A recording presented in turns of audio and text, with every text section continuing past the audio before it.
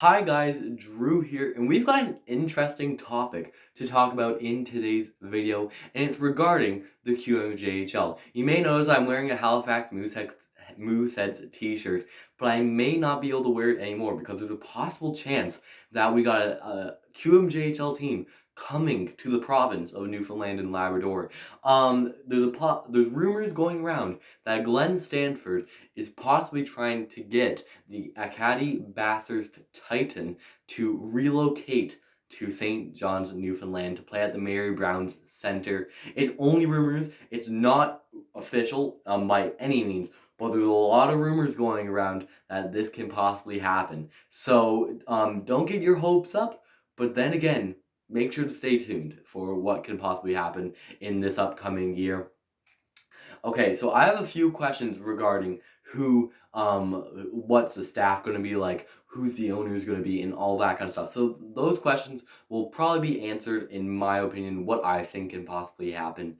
Possibly talk about some interesting rumors, some little hints to what's going on, some players that could play on the team.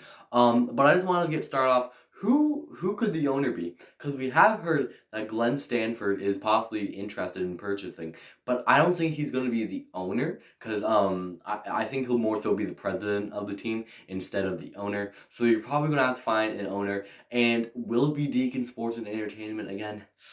I don't really think so. I don't, because with the Growlers, I don't think it's going to happen, honestly. Maybe you heard some rumors of Fix Auto. That could possibly be the new owners of a team, and maybe Fix Auto could be a new owner. Maybe Hickman Auto Parts could be a new owner. There's a few sponsors that the Growlers had that were possibly rumored to be the full owner. Now, who could it be? We only have to wait and see. But I feel like, in my opinion, Fix Auto is in the running to be the owner of the mystery QMJ. I'll just call him QMJHL, Newfoundland, basically, for this video possibly.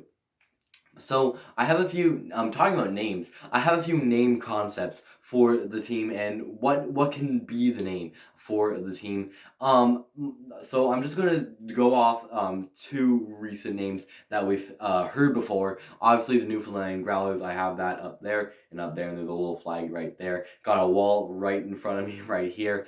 And yeah, so the Growlers literally chest folded. Will they want to bring back the history of that ECHL team?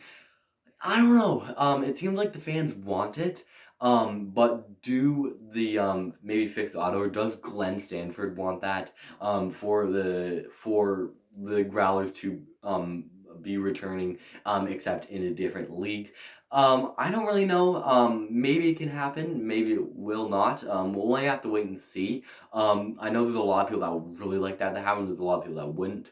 And it's a similar way with the St. John's Fog Devils, as that's another example I have. Obviously, the St. John's Fog Devils lasted for 2 seasons back late 2000s in that decade. But the Fog Devils obviously were the only Q team that's been here. I think it would be intriguing to bring back the same team name they used to have, just rebrand the jerseys a little bit. Those jerseys look a little too outdated, so you kind of got to rebrand those jerseys, maybe have a new logo. But yeah, so the Fog Devils, possibly another name that you can possibly have as the team. I don't just saying, I don't think that they will be called the St. John's Titan or something like that, or maybe the Newfoundland Titan like Acadie Bathurst had. I don't think that's going to be the situation here.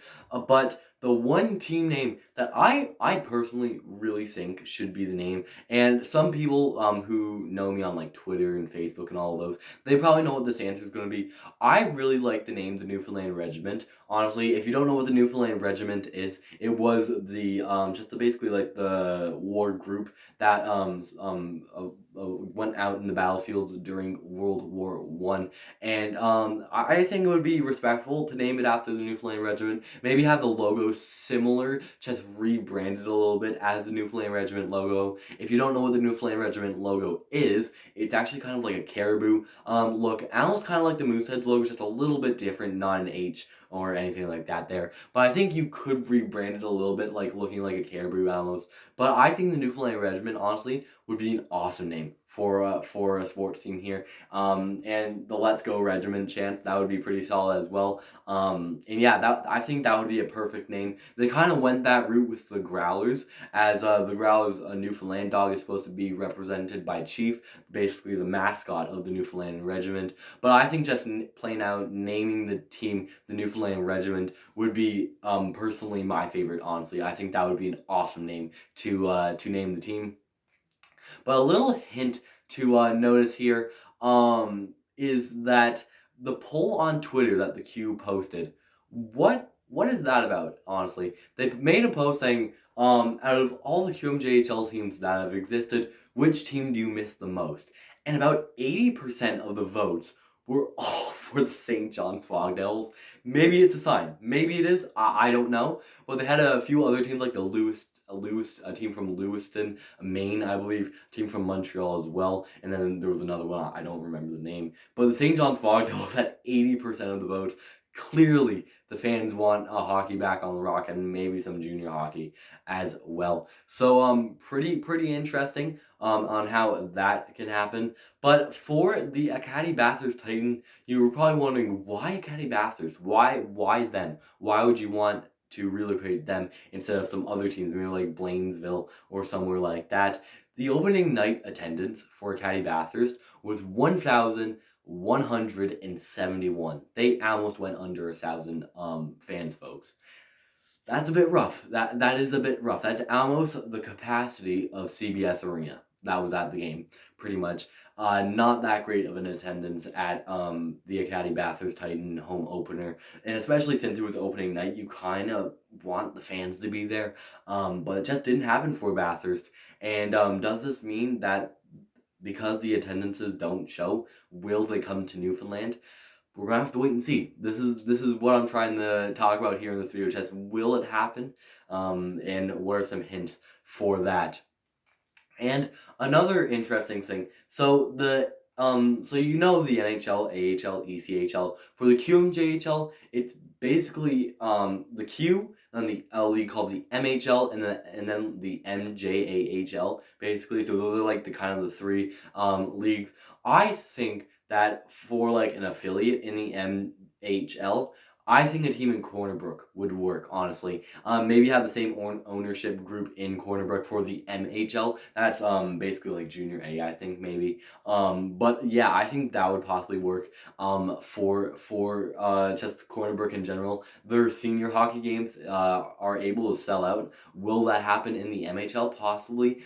If we could get an affiliate in Corner Brook, or maybe put a Q team there, honestly. Like, what a rivalry that would be. That would definitely get fans and seats, and then the fights would be flying, fists would be going. Even though fights are banned in the Q, that would be pretty interesting to have a little bit of a rivalry between Corner Brook and Newfoundland. But I personally think an MHL team would really work in Corner Brook. Definitely the travel would be a little bit cheaper as well, instead of an MHL team in like Nova Scotia or New Brunswick or somewhere like that. I think a team in Corner Brook would really work. Or maybe even put a team in Mount Pearl, in the Glacier, maybe. I don't know. But that would be pretty interesting as well. And I was possibly thinking about, what are some potential staff for the team? Who could be the head coach? Who can be the assistant coach? We'll only have to wait and see what happens. But I'm gonna list off who's like the least likely to be the head coach to the most likely. I've got 3 names here, and on third I have Adam Party. He was a development coach for the Growlers. He had a bit of assistant coach time for the East Coast Blizzard team. I believe that's Junior A. So Adam Party definitely has some coaching experience, but is it enough to get a head coaching role? I don't really think so. I think if he does get on staff for the team, it'll probably be associate or assistant coach with the team. I just think that he'll probably be involved with the team somehow. I just don't think the head coach will be his role just yet. If he gets assistant coach for a few years, maybe he'll get into the head coaching role. But another name I have is Tyler Noseworthy. If you probably don't know who that name is, but he's the head coach for the Miramachi Timberwolves of the MHL, and as I've mentioned before, the MHL is kind of like the league lower than the QMJHL. He had a bit of assistant coaching time in the FPHL for the Danbury Hat Tricks. He is from Newfoundland. I'm basically listing all these coaches from Newfoundland. Now, maybe they'll have a head coach that's not from Newfoundland, but I just feel like it would kind of work if they did have a head coach from Newfoundland. I feel like that would be kind of good. But Tyler Noseworthy, he's going to be stepping into a head coaching role. He did also assistant coach the Null team, I believe, the NAHL. And then he head coached the team in the NA3HL, which is the third league down from pro, I believe, in America at least.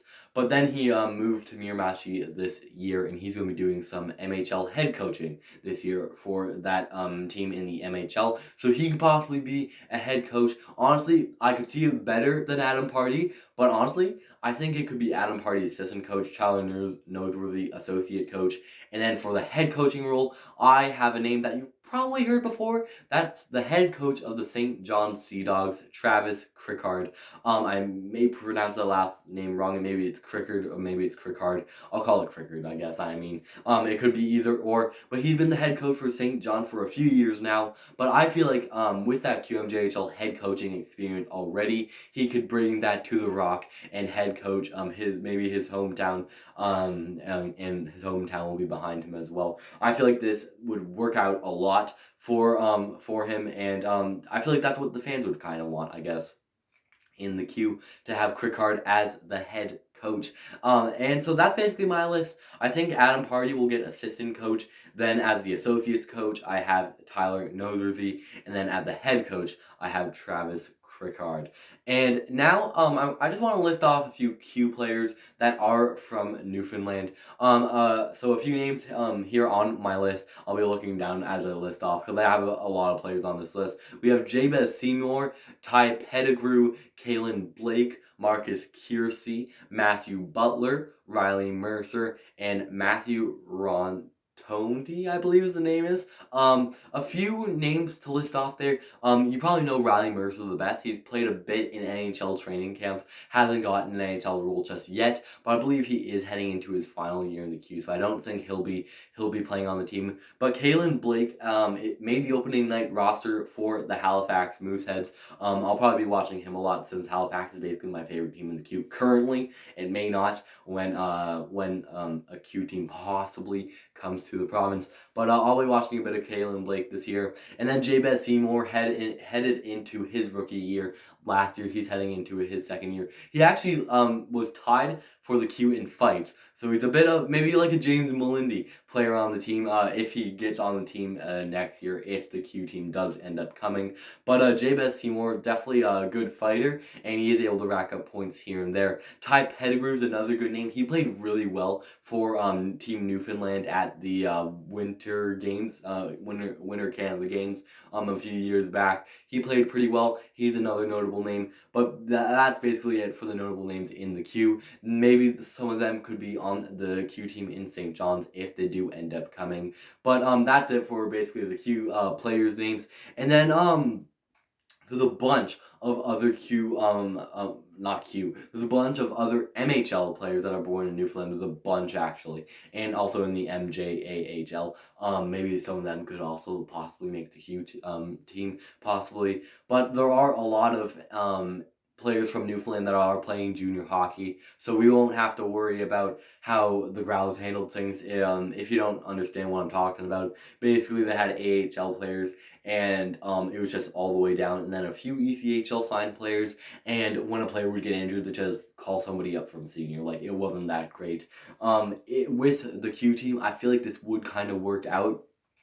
Based off the MHL, you could call players up. With the ECHL, you couldn't call players up from the SPHL. You would have to sign them immediately.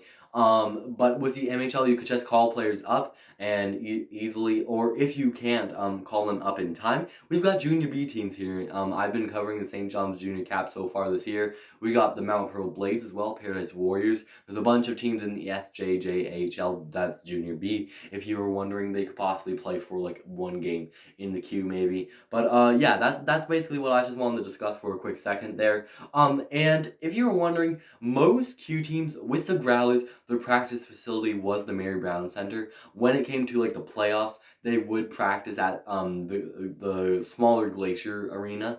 But their main practice arena was the Mayor Brown Center. With the Q, I feel like they will have a practice facility. I do know that the Mooseheads practice facility is the RBC Center. They play all their preseason games there. And now, what could be the practice arena possibly? Could it be the smaller Glacier Arena? Could be maybe Paradise's arena possibly. I'm not too sure. But the main arena I'd like to talk about, they're going to have a new sportsplex built in Galway, and it's going to be brand new. Going to probably look pretty nice, but it'll probably be a lot of like kids hockey playing there. But that could possibly be the practice facility of the Q team. It's a bit of a distance from the Mayor Brown Center and probably where they'll stay and live and basically for that kind of stuff. But I think that would be possibly a good practice facility for them.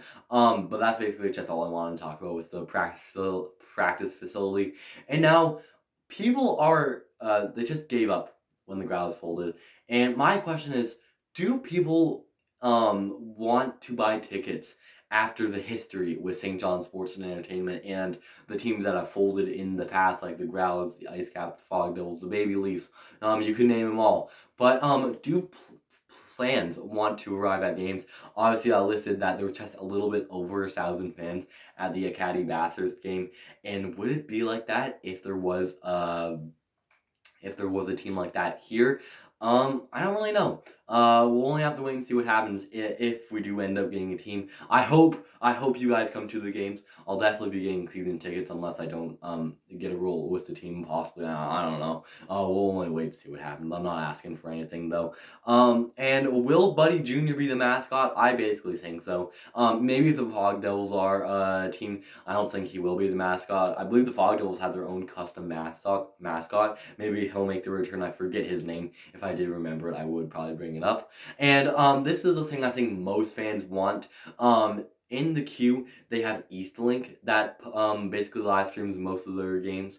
But I think the fans really want Rogers TV to come back and be doing the broadcast back at the Mary Brown Center. Obviously, you could watch those games live if you had Rogers on your cable, or you could watch them live on the YouTube. It was basically like that with the Growls games before Flow came in and basically just ruined it all. But Rogers, I'd really like to see Rogers make the return if we did get a Q team, because their broadcasts are great. I'm not trying to be biased because I did do a bit of play-by-play for them, but Rogers, they're great, and they'd be great to do some broadcasts. And will Chris Ballard be returning to be doing play-by-play? Only have to wait and see. Bowles is actually working for the Telegram now, so will he leave his Telegram role and go back into the play-by-play?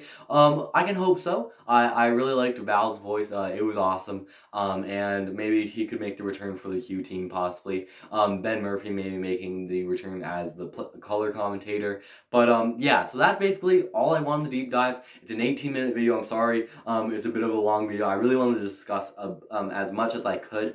If you want more QMJHL like notes, if we get more things coming in the near months, make sure to like this video, subscribe if you really liked it. We're on the road to 300 subscribers, so if you can hit that subscribe button down below, I'd really appreciate it. That's gonna be it for today's video, guys, and that's gonna be it for today's video, guys. And will the Q make the return to the Mary Brown Center?